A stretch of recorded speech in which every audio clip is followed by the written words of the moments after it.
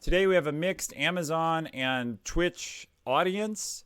For both my Amazon folks and Twitch folks. As always, I don't speak for Amazon here officially. Since this is a public channel out to the world, will no doubt be picked up and carried by every major news outlet globally. With that kind of pickup, I'm speaking just for me as a person. However, I do run Twitch Prime, and I do run a 200-person team at Amazon, and I want to share some of what our team has done to make work from home work well, and then take questions and discuss what's working for others. So I want to discuss what we've done in our team, and then hear from you what else we should do or what's working for you. And as always, I welcome challenging questions. And the first place I want to start about work from home, I won't spend a lot of time on this, but is inevitably how long are we going to be doing it, and some COVID stats that probably some of you have seen, but I just want to emphasize. This is a graph borrowed. The source is Johns Hopkins University and then the Washington Post. This is now a couple days out of date. If you were to update this to today's latest graph, it would show that cases in the United States are now on a 7-day moving average at about 28,000, and cases in the European Union have dropped slightly to between 3,000 and 3,500. But the important thing is the population of the European Union, which I believe no longer includes the United Kingdom in these numbers, and the United States are approximately the same, 330 million plus or minus. And our daily 7-day averages peaked at about the same, albeit on different dates, earlier in the spring. But you can see how the two different continents, let's say, regions, have trended differently. With that trend, then the question is, how does that affect work from home? So we can look at this a little bit deeper if you want, by the way.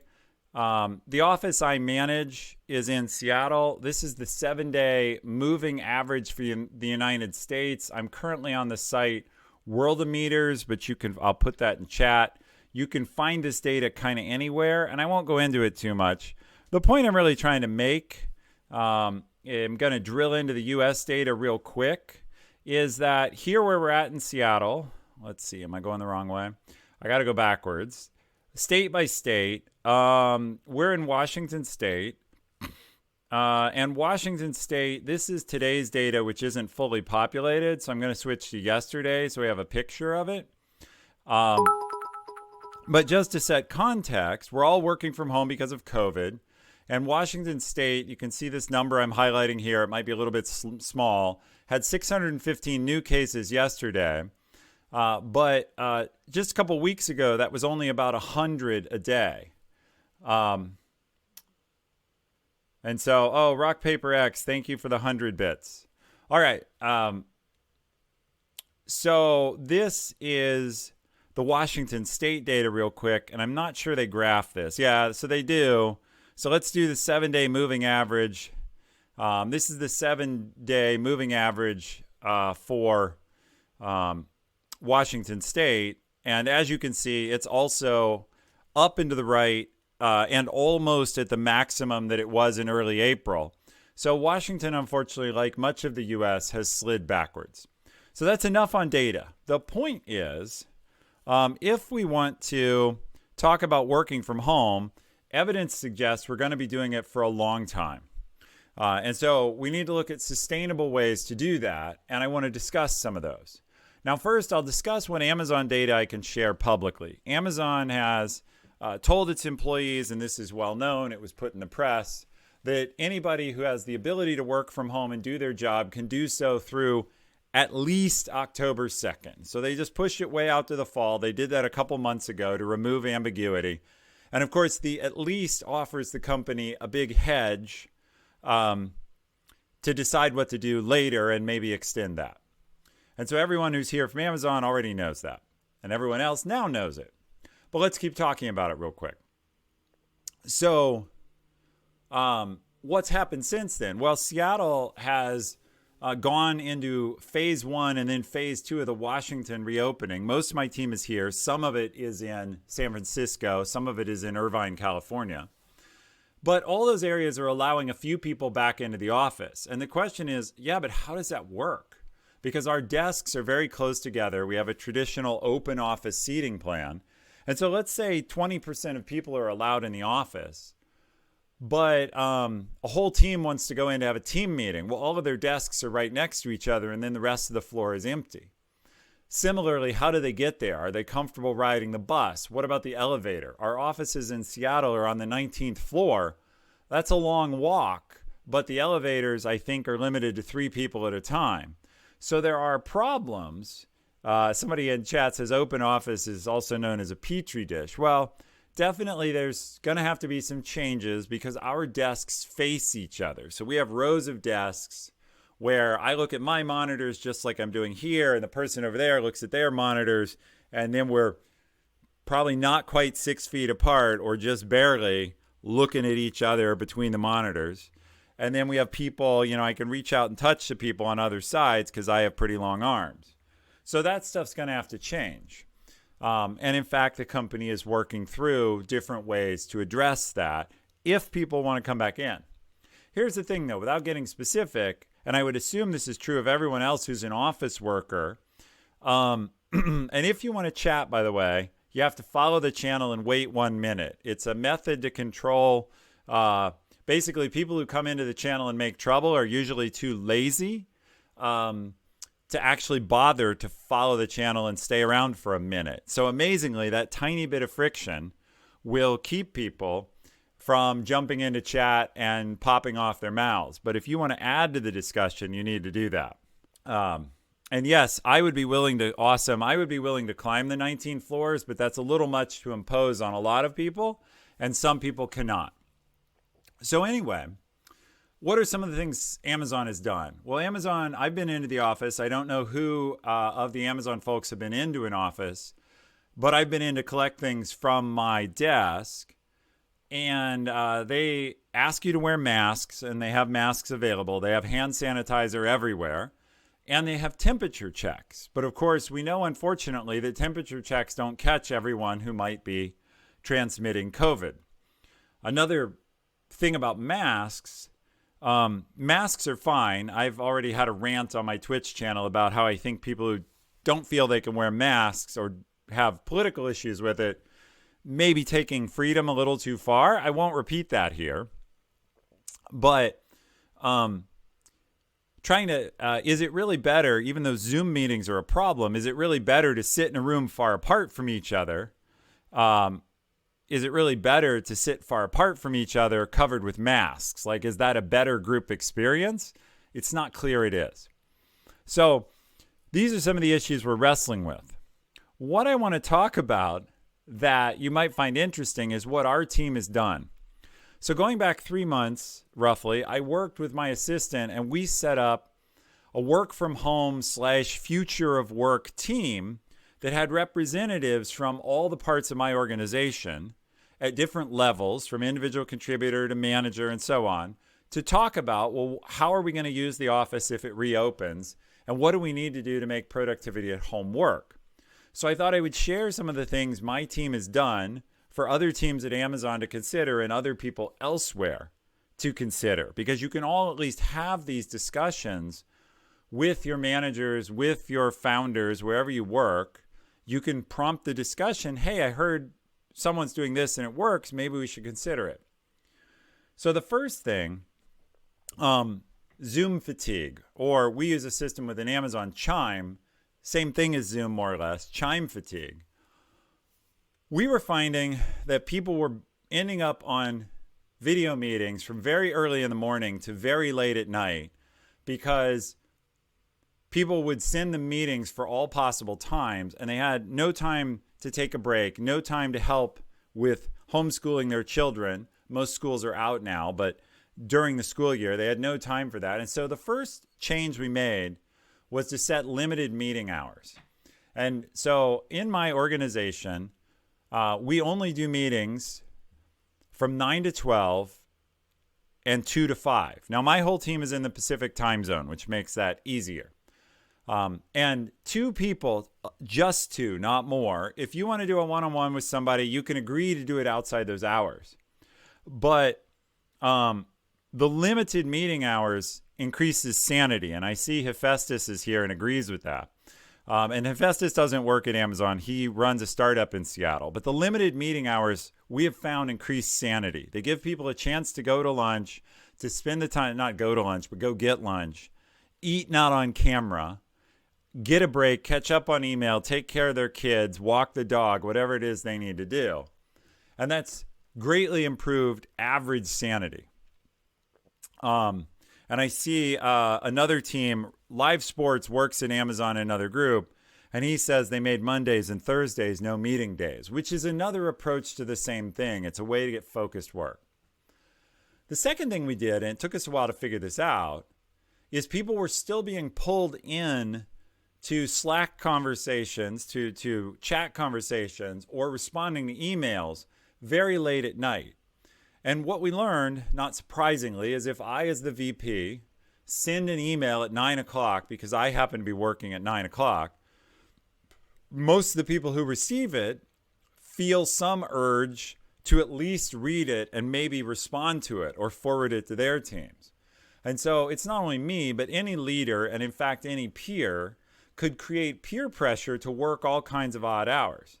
Now, this is a little bit more sensitive because you want to let people work when they want. Like if they don't get everything done in the day, or they need to take a half day off, or whatever their situation is, and they like to work at night, who am I to say no? But what we didn't want is my working to force you to work.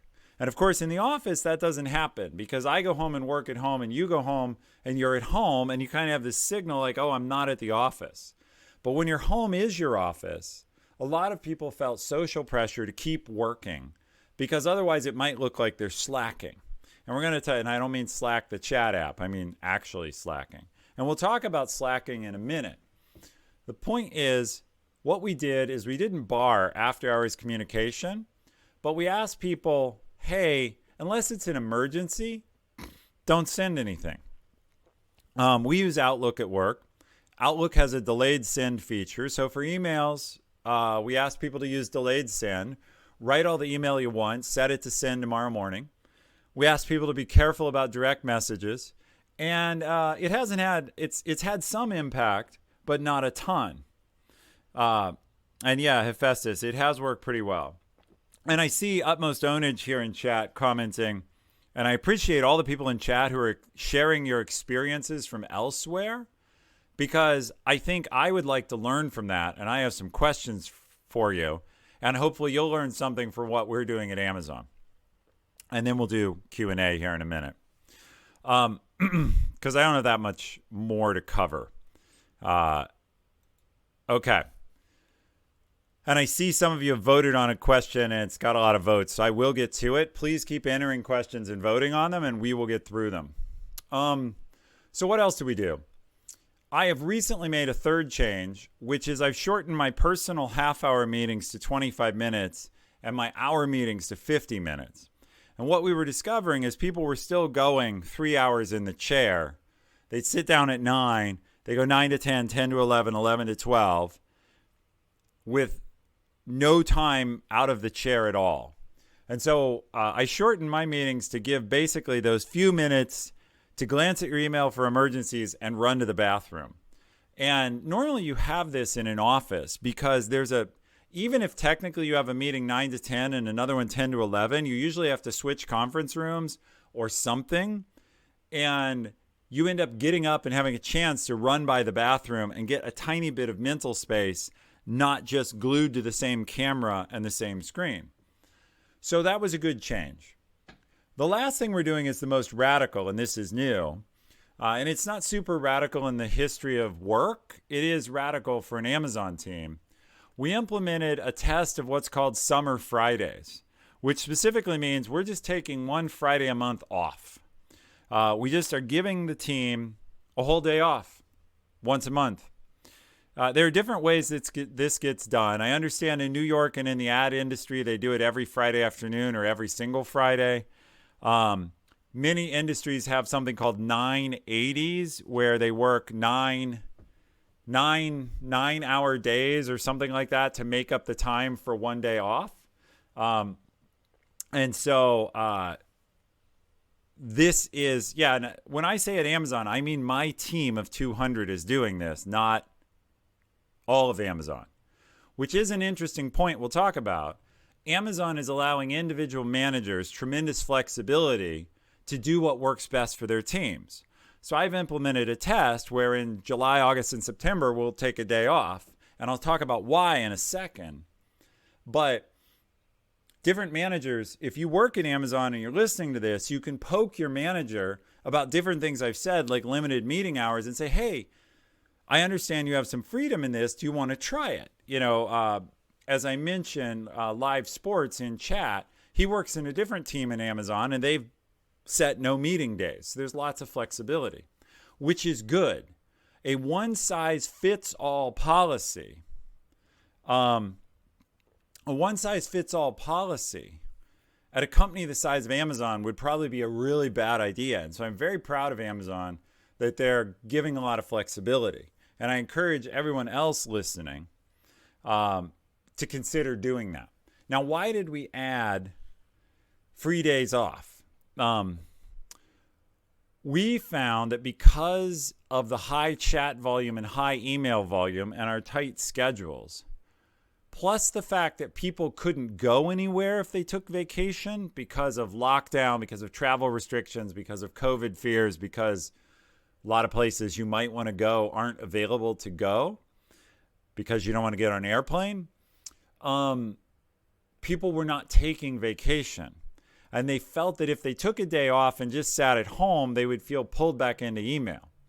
So the extra day off amounts to a synchronized vacation day, because it's a lot easier to take a day off if you know everyone else is also going to be out of the office. So that's why we did it. Now, how could we justify it, right? I'm not in a position, nor do I want to be, to make plans for my team that hurt my employer or that worsen team output. Well, the thing is, this is fun. This is good news. Since I joined, since we all went home, since we went into work from home, we've had higher than usual productivity. The team's productivity overall, and I'm going to talk about exceptions, is up. So we're shipping more product, we're writing more code, we're getting more done. So believe it or not, we had a good team before, and I don't need to be greedy as a leader and try to just claim all that for me and for Amazon. Instead, I can look at quality of life and avoiding burnout. Shadow,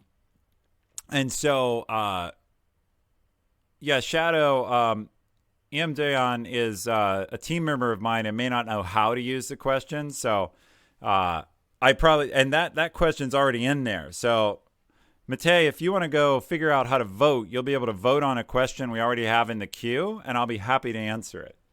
I'm not measuring work hours. What we're measuring is we can look at sprint points for code.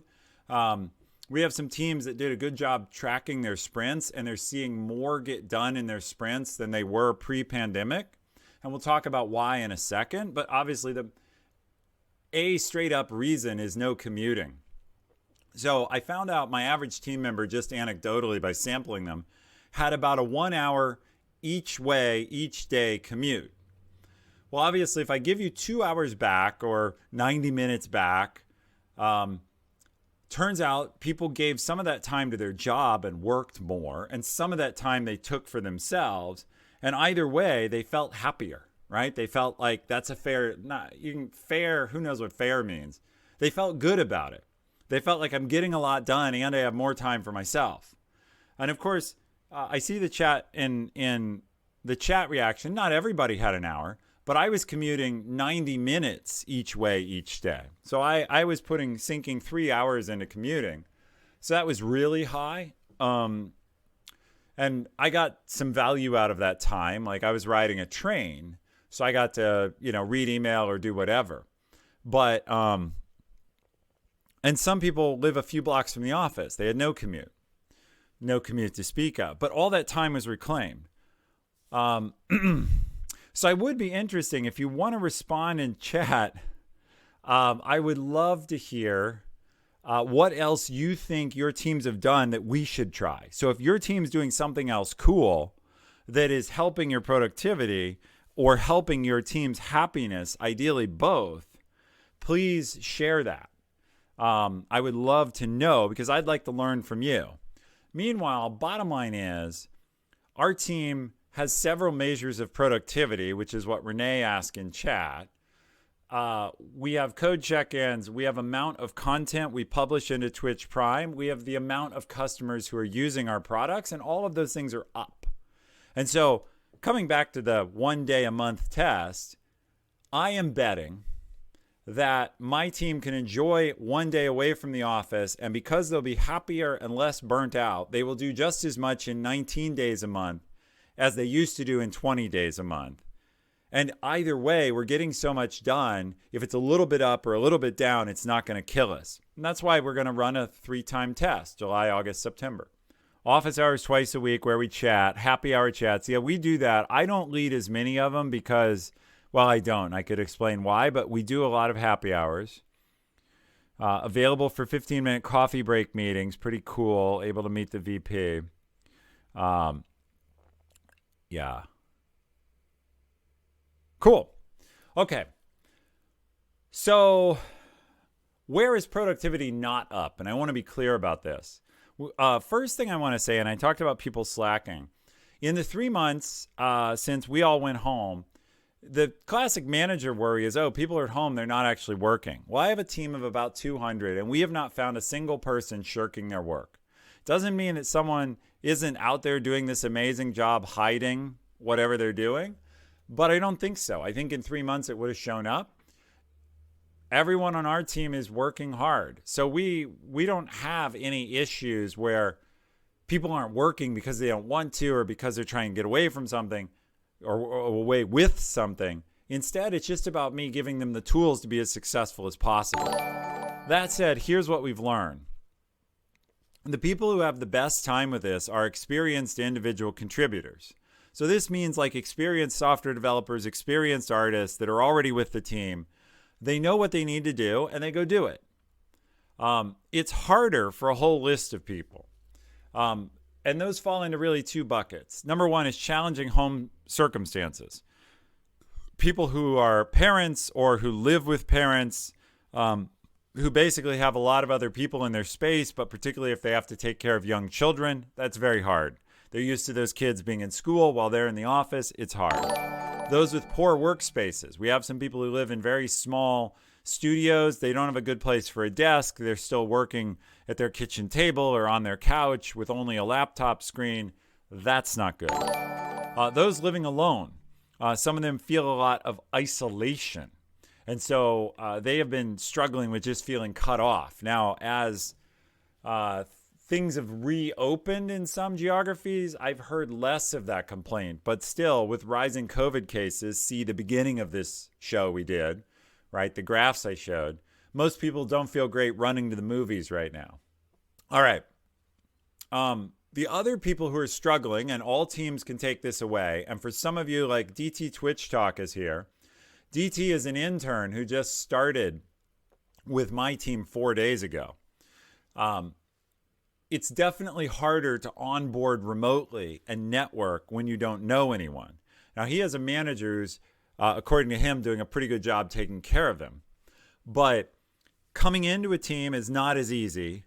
And being a new graduate is not as easy because you need more mentorship generally than an experienced person. You need to know the company norms. You need to learn how companies work versus how universities work. And so the place we've seen struggle is new people coming into the team. And so that's a place where you really need to pair them up with someone. So that really helps. Last thing, do I have anything else to add? Yeah, so I already said, at least in Amazon, but I think this would be true everywhere. Remember, nobody has a playbook for this situation. And I'll go to questions immediately after this. Nobody has a playbook to go by. So Amazon leadership of your company, leadership of your university, mayor of your town, none of them has a recipe. And that means none of us can predict when local or state regulation will change, when best advice changes, when company policy will change. None of us knows. So on the one hand, that means don't expect perfect leadership from me or others. On the other hand, it means have some input. Go ahead and talk to your manager, talk to your leader, ask them questions, not in a jerk way, but in a helpful way. Hey, have we thought about this? Could we try that?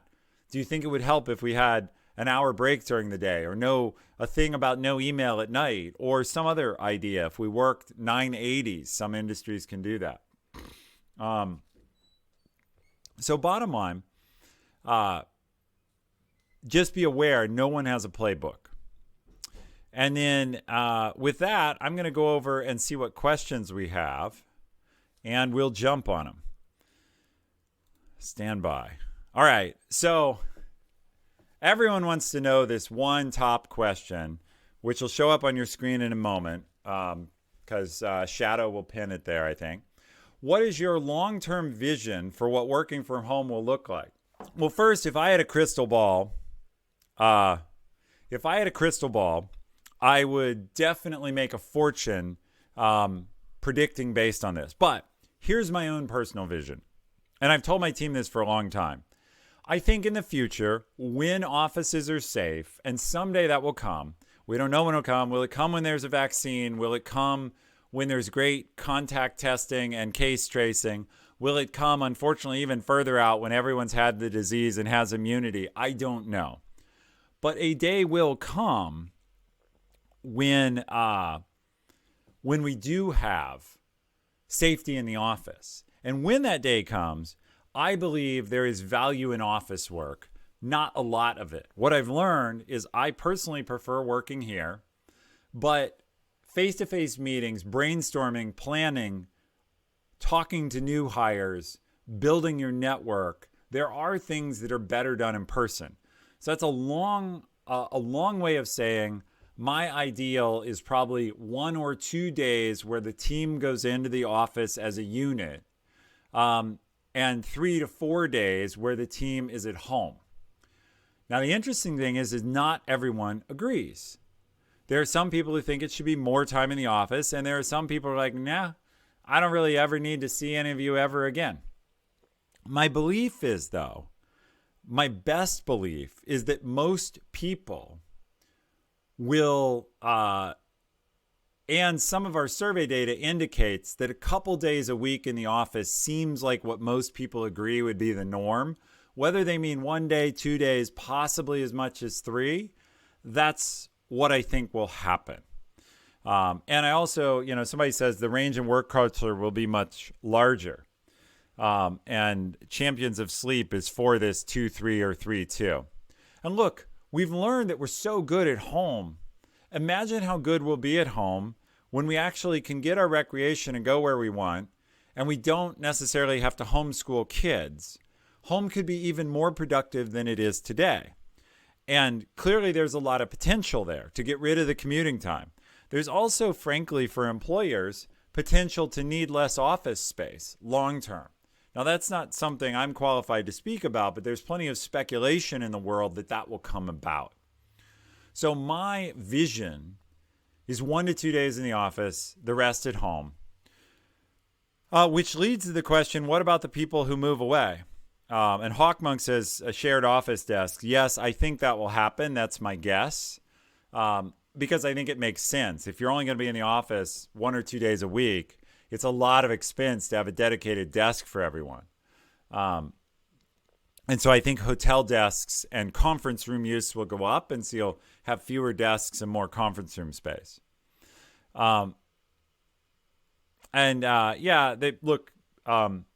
Smith comments that it's hard to make work for teams that have special equipment.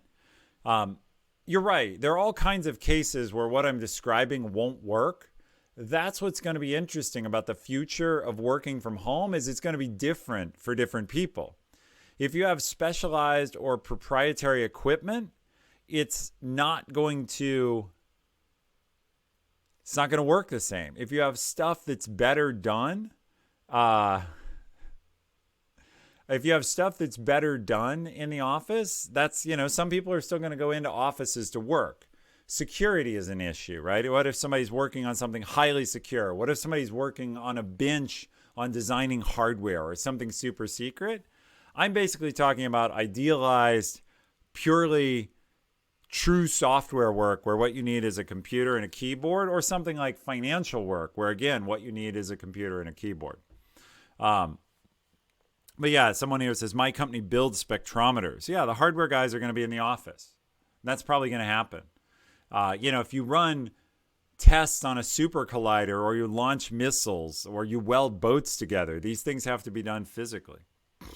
Anyway, I think the visions will vary, but my expectation is that work will never be the same. It will never go back, never is a long time, but it will not go back to where everyone's in the office all the time in pure software and similar jobs. One of the questions this leads to is, what about hiring someone who can't go to an office? So we had a case where we wanted to hire somebody in Colorado. Somebody wanted to hire someone, I think, in Denver. Well, what do we do? Now, if we go back to the office, that person's not there. That's a reality we're going to have to deal with as well. There are also more and more a trend in our company and others, people asking, hey, what if I move home to live near my parents in Des Moines? Are you cool with that? And so companies are going to have to deal with people no longer living near an office. Whether or not it's our company, other companies are definitely going to deal with that, and that will force us to deal with it. So that's, if you're a manager, another new piece is, yeah, you used to have everyone live near an office. If you require that now, that's going to be competitively different than the past. Awesome. You missed half an hour. Awesome, Jossum. So now we're in questions. Okay, we're going to go on to the next question.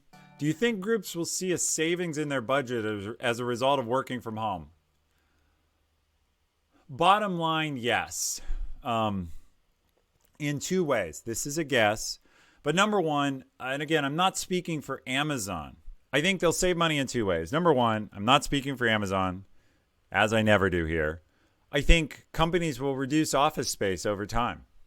If work from home persists and remote work persists, those companies that have jobs that can be done remotely, some of it will be done remotely, and they will reduce office space, particularly once offices become safer and they can retain some of the density they formerly had. Right now, you need all the office space because you can barely have anyone in them. But that's not going to be true forever. And for those who say, well, we'll never have unsafe open office plans again, that I think is baloney. I think we'll have flexible offices that they can cram desks in until there's a new pandemic and then take them out. I do think 10 years from now, because human memory is incredibly short, things will be very much back the way they were. So I think it will go, things will regress because human memory is short.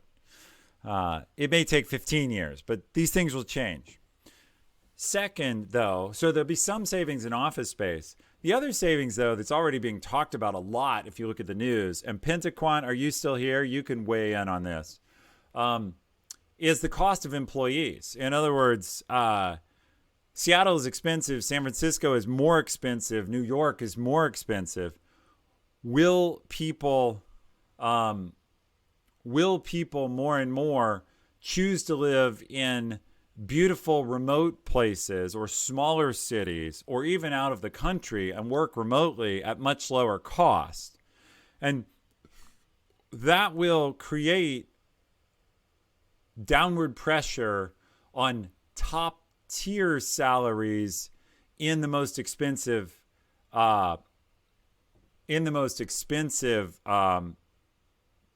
countries or cities. Now, it will create upward pressure. If you live in Des Moines, you probably have a better chance of getting a high-paying coastal tech job today than you did before. On the other hand, if you live in San Francisco and too many people in Des Moines show up who are willing to take your job for 80% of what you want because that's really good pay in Des Moines, you're going to see downward pressure.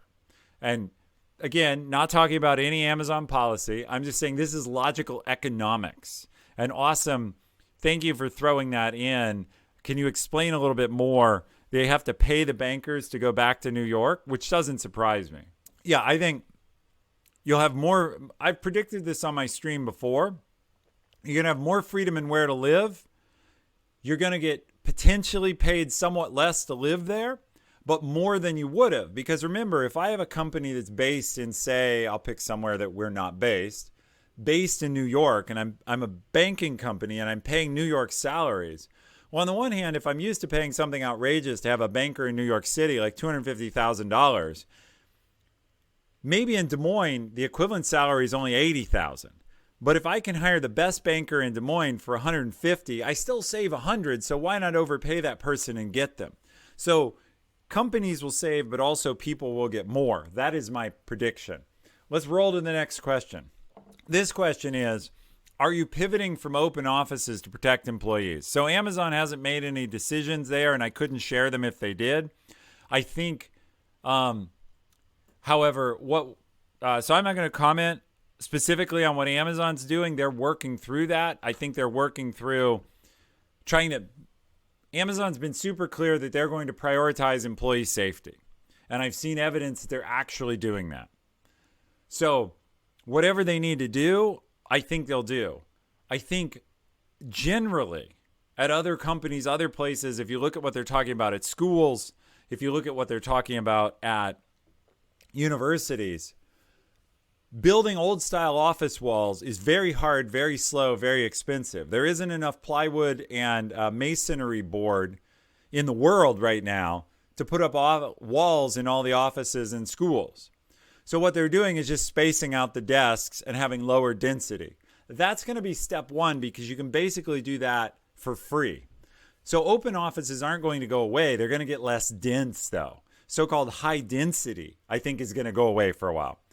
Long term, if you're building a new building, will people think differently? Will they try different things? I think they will. Now, are hard wall offices the only solution? Or will the office of the future glow purple with continual UV radiation and sound like you're inside a hurricane from all the HEPA filters running air circulation at high rate? What I do think is that office environments will adapt to be virus safe. They may do that in ways other than office walls. Now, I don't know any of that, but I suspect it because there are some places where spacing things out aren't possible. Airplanes have to figure out some other way to keep people safe than spacing. It's going to have to be air filtration, UV, whatever. That's coming. All right, next question, and it's a tough one, and I don't have a perfect answer for it. By the way, chat, you're free to weigh in on these if you have opinions as they come up. So the next question is, in the future of working from home, will those who come into the office get promoted more? Yeah, and somebody says, by the way, I'll go back to the other question. Rest in peace, tall buildings, because elevators can't support social distancing. I think there's real truth there. Like, what are you going to do? Have people couple up to masks so they're not breathing on each other? Tall buildings are a real problem because you can space out floors, you can filter floors, but what do you do in a moving box where you're all crammed together? That's a real tough problem. So the next question here is, in the future, will those who come into the office get promoted more? And this is a good question. There is apparently data that shows this is true in the past. So in the past, as I've been told, I have not seen this data. I have heard anecdotally that there is data that shows that people who work remotely are less likely to get promoted. Let's assume for a minute that data is true, and I haven't seen it, but I believe it. And I believe it because out of sight, out of mind, and also because there used to be a very strong thought that it's hard to manage people if you can't be near them, manage people remotely. And so if promotion ultimately meant also moving into a leadership role, that would have been less likely. And since most people worked in the office, it wasn't a huge deal, meaning companies didn't suffer if they did this wrong. That said, so much of human interaction and so much of who gets chosen to move up, we say it's meritocracy, and that is everyone's intent. But your relationship with people influences their perception of your merit. And that's simply true. Again, not speaking for any particular company, that's human psychology. So, answering this question, if offices go back to being 5 days a week as a norm, then yeah, being remote is going to be a problem. On the other hand, if the new norm is remote and most people are remote, then it's not going to be a problem. So I think it depends, because if everybody's remote, you're going to have to figure out a way to promote based on most people being remote. I also think when it's safe to travel again, you will see companies that have switched to having a lot of people being remote from a given location, doing more things to fly them together. The annual conference, the annual get together, the annual meeting, the team meeting, that will happen more. Maybe AR and VR also, I don't know. All right, I'm going to read chat real quick because it seems like there's some interesting questions, and then we'll go back. So there's a comment on planes.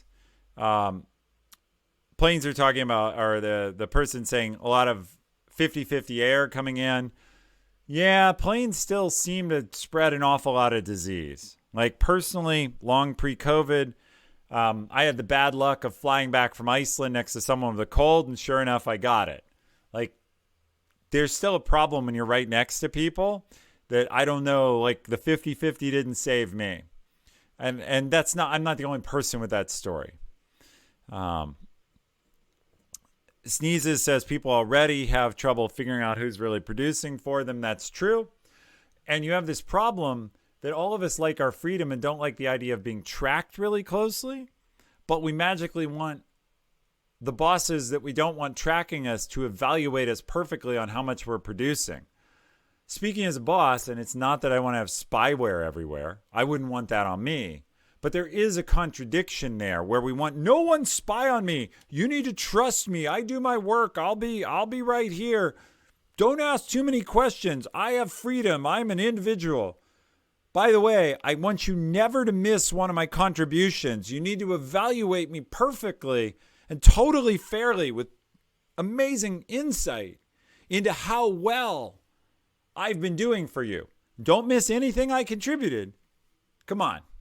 Like, I'm a big personal freedom advocate, but you do need to have some reality check that if you're railing about how you never want anyone checking up on you, but you also want them to have perfect visibility into how great you are, you're probably not going to get that. So, let's see. Yeah. So, all right. Okay. How will companies address the problem of secured and good internet access for work from home? This is a great question. VPN,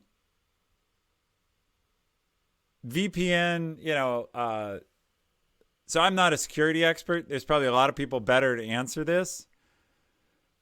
Having internet is going to end up probably, at least in America, still being on the employee. Like, you want to work from home, you're going to have to get connected. Maybe that'll get subsidized the way cell phones did. Maybe it won't. Like, again, not speaking for Amazon, just speaking generally. Some companies will pay for you to have high-speed internet. Some won't. They'll look at it like cell phone service. Some companies pay for that. Some don't.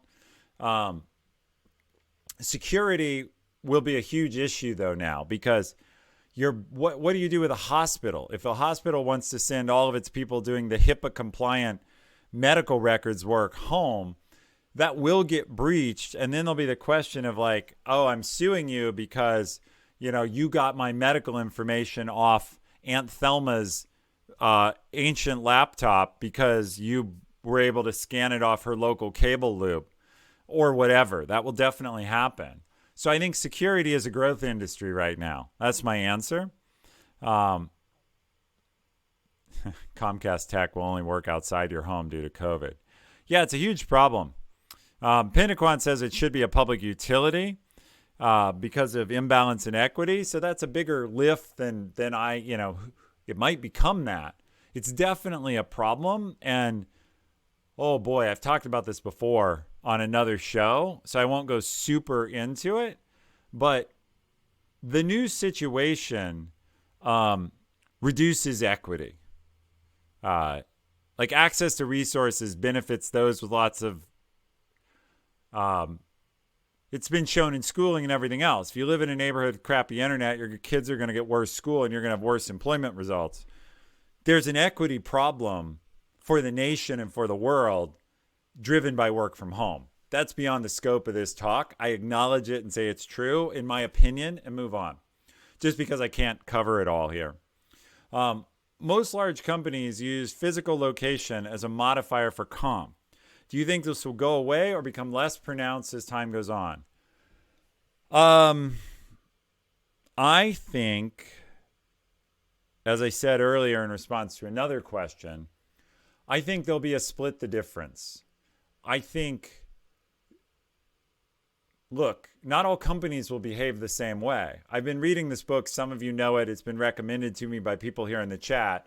Anti-Fragile by Talib.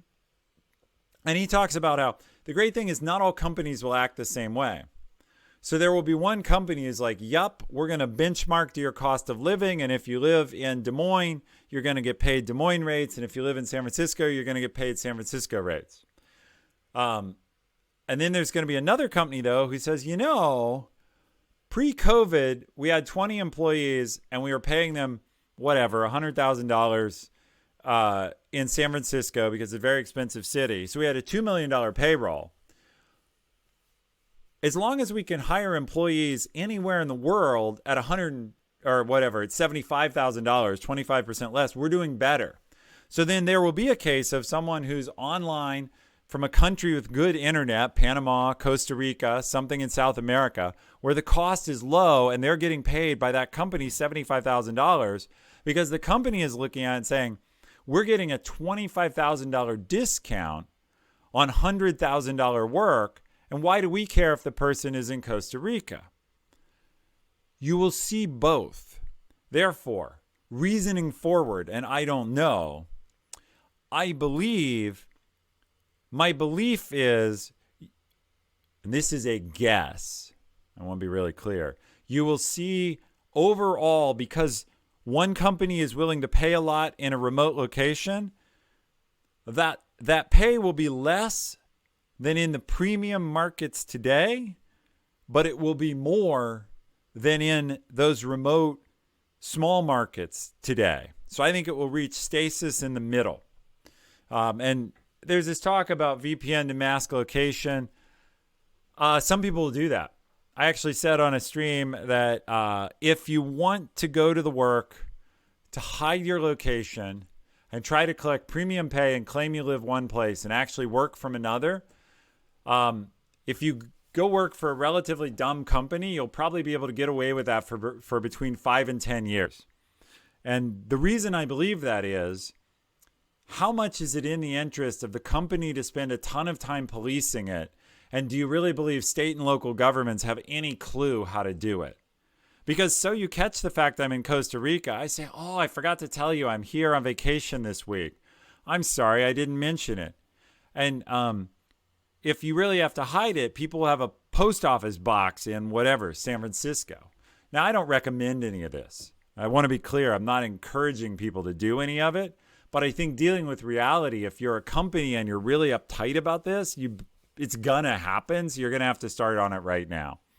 And as Renee says, companies really care more about where you're, how much work you're doing and are you worth it?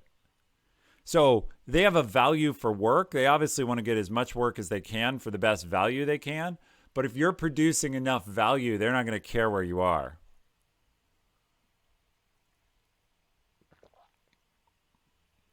All right. That's my opinion. Okay. Moving on. We'll do a couple more questions here. This is a short stream usually during the day. This is a long question. Some folks get fed by having team interactions. Do you think companies will long-term make changes to contribute to team morale and or higher roles within teams to take charge of these things, or should this become an HR function? Yeah, boy, this is a great question. It got loaded on managers' plates to be like the social centers of their teams now. Like, hey, host a coffee, run an event, make sure you check in on everyone. Traditionally, a lot of managers, at least in some areas, technical areas, are introverted. And suddenly you're asking these introverts to be the social center for others. That's tough. At the same time, do you really can an HR person be like, you don't really know me, but I'm here to make you feel better and chat with you? I don't think that's a job either. What I have heard, and Hephaestus, if he's still here, I don't know if he's here. He actually mentioned he had a company that was all in the office and they went remote. And when they went remote, this is pre-COVID, they all went remote. And he had one person quit who said, I miss the camaraderie. In other words, they hired on to be part of an office environment. When the office environment went away, as opposed to being happy, they were sad. Conversely, if you have an all remote environment and suddenly I start requiring you to come into the office, some people are going to resist that. So I think what you will see is, yes, maybe companies will get better at these team interactions and feeding people that way. I think they're going to have to. But you will also see people who select in-person jobs who really need that. They'll go into sales. They'll go into hospitals. They'll go into working with the public. And you'll see people who happily select away from it. So companies will change, but remember, people have choices too. All right, there's something interesting going on in chat. Who in 2020 wants their social interaction to be mainly coworkers? Yeah, I think Nikola Tesla, I think Pintaquant's right. A lot of people miss their coworkers. You spend so much time working that those are the people you know the best. So it's not everyone. Some people never want to see their coworkers after work or during work. But isolation is a real thing, and living arrangements are part of it. I'm married, so I have built in someone in the house. So when we were locked down, it was easier for us than what some of my coworkers who happen to be single and live alone reported. All right, what else we got? Next question. Any tips on how to tell your boss that your team needs someone to lead a project with more experience? I work at a company where all of us don't have much experience, and due to that, we work overtime. So this isn't really on topic, but I'll try to give very quick advice on it. Couple ways to approach your boss about something. Number one, ask questions. Ask hey, what do you think of Project Foo and how it's going? The second, and get a conversation going. The second is take them a solution. Don't just dump a problem in their lap. If you walk into your boss, let's say I'm your boss. If you walk into my office and say, hey, I have a problem I want you to solve. Here's a bag of crap. Bye. They're not going to love you, and they may or may not decide to pick up the bag of crap and solve it. On the other hand, if you come in and say, hey, there's a problem. Here's a description of why it's a problem. We have more, we have different options. Here's a proposal or a suggestion. How do you feel about that? Or do you have a better idea? That's a question. And so if you take a solution, that's much more likely to get heard. So that's a quick answer. If you want to hear more about this, follow the stream, come back when I talk on other topics. I've certainly addressed this before, how to influence your manager. And so that would be my quick advice. Next question. How are presentation formats changing with the new work situation from home? Is video chat viable for the long term? Well, I definitely don't think we have anything better than video chat. There's a good question of would this revive somehow VR, virtual reality, or augmented reality?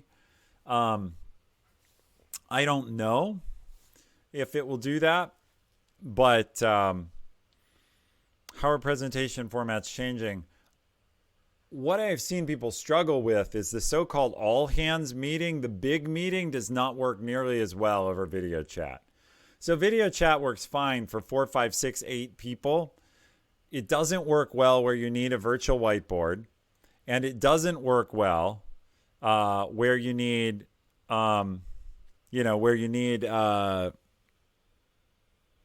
50 people to listen, because you can't look at all the faces. People are just on voice.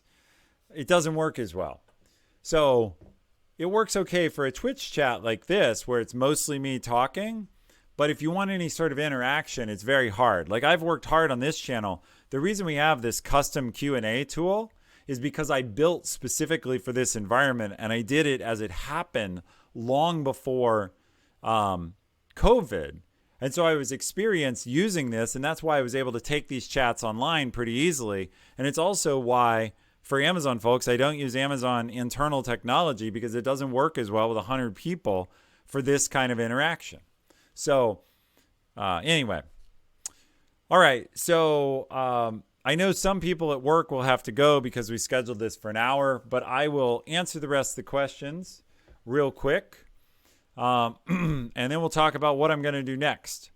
So 100% video conferencing means we've increased our knowledge of our teammates, families, fandom, etc. This can be viewed as both good and bad. Any thought about preventing accidental discrimination and helping to maintain privacy if desired? Woo! That, somebody gets a prize. That's one of the hardest questions I've been asked, and I like hard questions. So thank you for a respectful, challenging question. And yes, I thought about what my background should have in it or not. It's one of my favorite pieces of art, but I've put thought into the art that I have behind me. And people do have to think about this. And if your kid walks through, your dog walks through, and there also are people who have regrettable incidents where they choose not to wear pants, and then they stand up and their whole team can say, oh, he's not wearing pants. Those are poor choices, by the way. You can't tell, but I assert I am fully dressed for work, and that's wise. Just because mistakes happen, and you don't want that kind of mistakes, so don't set yourself up for it. But I generally think getting to know your teammates better is a positive. This question about accidental discrimination, yeah, there's all sorts of things you might not choose to reveal that can come out when people have a camera in your house. Let's say your spouse is not the same ethnicity as you and walks through the camera. Well, some people will judge over that and have opinions about it. Now, whether they should or not, sometimes I don't deal in shoulds. I would say they shouldn't. But the point is, this is reality that will happen. How do we prevent it? I guess this is tough, because you can, of course, issue guidelines or advice about, like, hey, consider what's in the background of your video shot and consider privacy. But then companies today are not paying for you to rent a bigger place so you have a home office. Some people, that's been discussed, like, should companies provide a stipend so that you can have an office in your house? And by the way, that will absolutely happen. Some company, I don't know who it is, but some company soon will come out with a benefit that says, we support working from home. And particularly if you live in a low-cost geography, if you move to Des Moines or wherever, I don't know how cheap Des Moines is, but if you move somewhere really cheap, we'll pay you an extra $500 a month so that you can rent a bigger place and have an office and set it up. Someone will do that. So that will happen. Will it happen for everyone? No. Given that, and by the way, I think that'll be a great competitive tactic for some companies. But on this question, I think the only thing you can do right now is protect yourself. There is no company thought about how to do this that I have heard. You are the first one to bring this question up that I have seen. I'm sure you're not first everywhere in the media. Protect yourself. And then longer term, that's tough. How do you control subconscious bias, unconscious bias? That's not a solved problem in the workplace. So, this is not a new problem. People understanding more of your personal situation and judging you over it or acting out on it, it's not solved. So I would say protect yourself and be careful. Hence my curtain, right? What's behind the curtain? Like this curtain here, walls off part of our house. So Put up a curtain. So I think the next question I answered earlier in the broadcast, do you think office work will quote unquote go back to normal? I'll answer it very quickly and move on. Short answer, no. I think it's changed forever. However, it will go more back to normal. People have short memories. As we just discussed, people are social. And so gathering in groups to work is a thing. And once it's safe, people will want to do that some. At the same time, wanting to live beautiful places and not spend 30, 60, 90 minutes each way in traffic commuting is also a thing. And so those forces will balance out. I believe you will see some companies that are mostly or fully remote, and you'll see some that are mostly or fully in the office, and people will choose, just like they choose now, I want to work in San Francisco, I want to work in Seattle, I want to work in New York. They will choose, I want to work in a company that's more pro-remote, I want to work in one that's more pro-office. Yeah, and in chat, Paul the elite noob says he thinks stipends will be game changers. Somebody will offer that. I'm surprised it hasn't hit the news yet. It will happen. Pentaquan, thank you for hanging out. You're always a big contributor. Go hop on your call. I hope you find the next Google. Pentaquan's a VC, so if you are the next Google, you can harass him in our next show. Next question. Ethan, how do I suck up to senior managers for more opportunities to do work for them?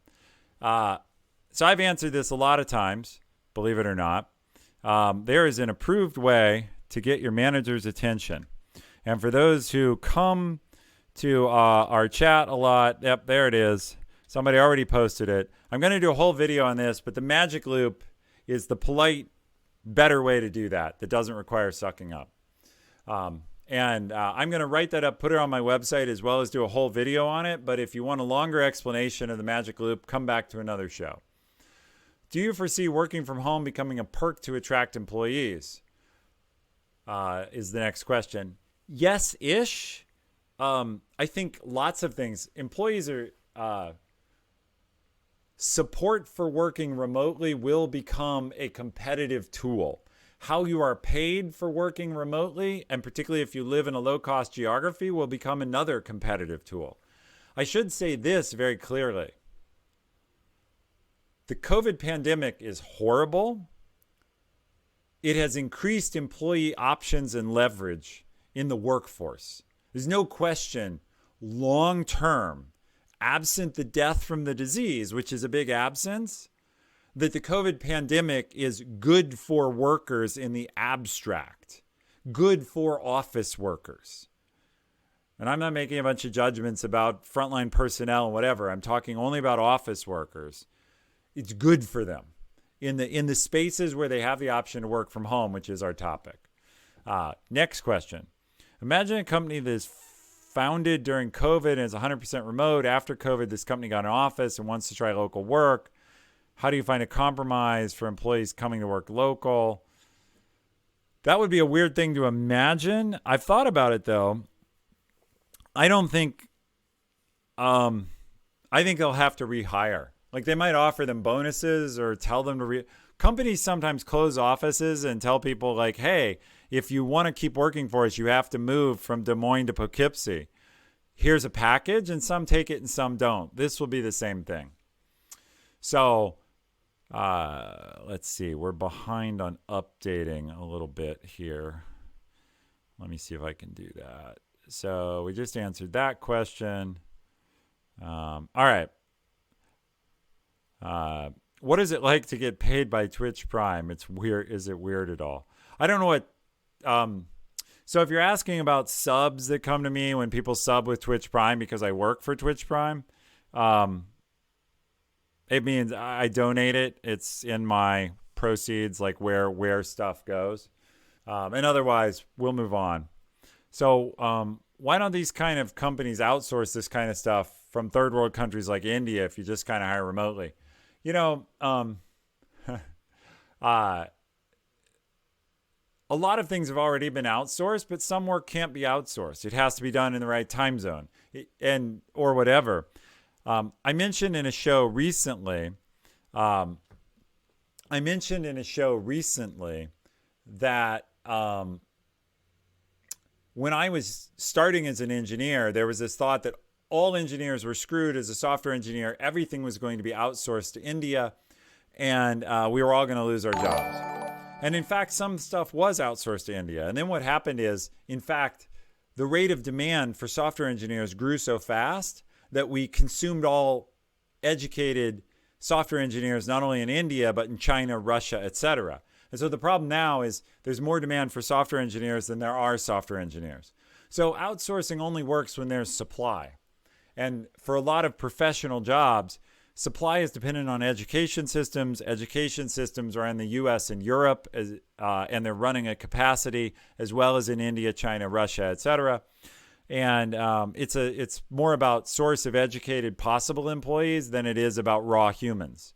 Because unfortunately, many of the folks in India don't have access to the education that makes them substitute employees for people in other places. So that's like a world is flat argument. And all right, I'm going to take 2 more questions and call it good for today. So we'll do, for new hires whose managers haven't adapted to the exclusive work from home environment, how do they best network or learn team culture? If you're a new hire, you're going to have to do a lot of it yourself. Reach out, ask questions. You're going to have to do the networking. Now, hopefully your managers are helping, but network to your peers. What we have found is try and find someone who onboarded like 2 or 3 months before you, because they know all the problems you're going to run into. So ask them like, hey, pay it forward. You just went through this. Where do I find this form? How do I, file this thing? Whatever it is you need to do. The person who's like 2 or 3 months in front of you is sometimes a better mentor than the manager who learned all that in the office and doesn't know how to teach it to someone remotely. All right. One last question. Do you think it's viable to request permanent working from home when things go back to normal? When COVID managers were reluctant to allow working from home?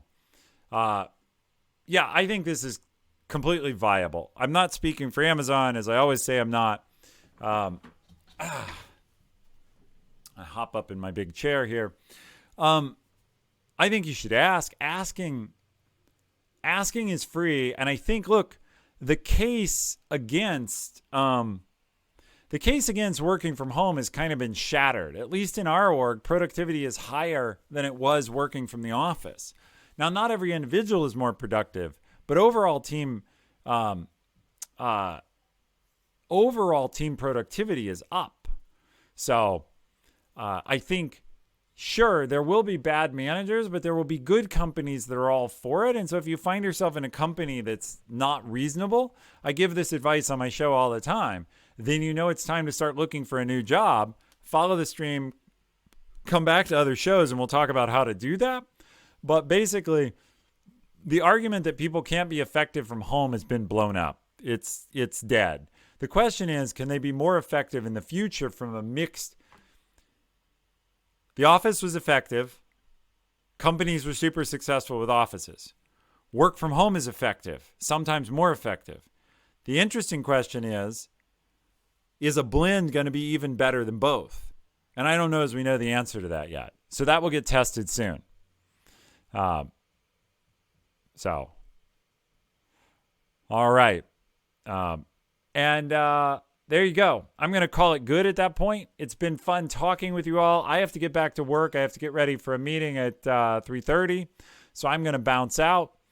But with that in mind, there's going to be a couple of broadcasts by my team later today. The Twitch Prime Daily Show, I think, starts at 4, or not daily, monthly, starts at 4 p.m. on the Twitch Prime channel. And we're going to debut something I hope you all come check out. I'll put up the link right now. At 7 o'clock, we have a new show on our nice new channel. If you want to know about it, you can join our Discord. But we just launched the Crown channel, and tonight is the first episode of a new unscripted competition show where 3 experienced streamers, including Ammunition, Gold Glove and Action Jackson will be coaching 3 new streamers, relatively unknown newbies, and trying to improve their streaming. So should be fun. Hope you like it. Goes on for several episodes, and eventually there'll be a winner. Check it out on the Crown Channel tonight. And for everyone who has subscribed today, whether it's Twitch Prime or other, I very much appreciate it. And I will be on next week. And the offline screen here in a second will show you what I'm going to be talking about, which is, let's see, where did I lose my notes? I remember this. Oh, I want to talk about what COVID has taught us about leadership, because we've seen so many different leaders lead in so many different ways. Why is it? It's a leadership difference. Why? Sorry, I'll bring this up and we'll close with it. Stand by. This will be our last thing we talk about. Why is it, right? It's a leadership difference. Why the U.S. and European curves look so different. That's in part, at least, leadership at the country and local level. So why is that? What can we learn from it? All right, cool. That'll do. I'll see y'all later. Thank you very much for joining me, and I hope you have a great rest of your day. We're out.